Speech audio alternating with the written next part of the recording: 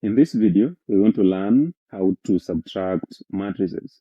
So if A is equal to 3, 4, 2, 1, B is equal to 2, 3, 5, 4, find A minus B.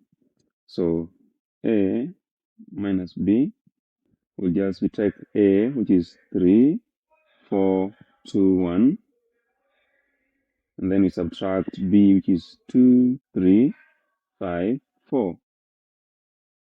So for us to do this, we're just going to consider the corresponding entries.